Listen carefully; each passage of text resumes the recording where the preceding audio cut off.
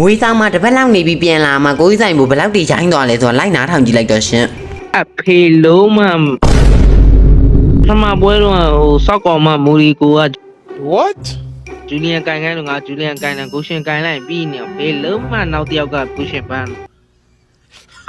ဖေလုံးမခီကိုမငါနင့်ကိုထားခိုင်းတာတော့ဘက်ကိုငါဘက်ကို ငွေဆောင်ပြန်လာပြီးတော့တော်ဆွဲတာနော် ဒါလည်းကုပြရတယ်ဒီကုပဲပြောညာ ဟာယွန်စရိုင်းကဘာတိုင်းလဲစိတ်တောင်ကြီးတယ် ဂျူလီယန်ကောင် ဘာပြောရမှာလဲ ပြောချင်တာပြောနင်တိတ်ကဘောကဖြစ် ကြီးတဲ့အတန်မေးပြီးတော့အထအကျနေနော်ဖေလုံးမ စစ်တာဘောမရမ လိုက်ပြမနေနဲ့မသားမရဲ့တက်တက်ကြီးနော်တက်တက်ကြီးတအားပြောင်းလာတော့ဖေလုံး ဘာရကျွန်တော်ခေါ်ပါချစ်လို့ ခွဲငါမောင်နောင်နင်းလောက်မမအောင်တငယ်ချင်းရဲ့အရင်ပဲအဲ့စမနော်ကတန်းကြီးနဲ့ဝင်လာရော့ရုပ်လို့စီစမ်းသိတယ် ဒီရမှာ ကျွန်တော်နိုင်ရတော့ sorry အဲ့သူမကားရင်လိုက်လက်တယ်ငါတို့ကပြီးသုံးစားလို့ပြောခံရတော့အော်လီမ အဲ့မသိဟိုဒီ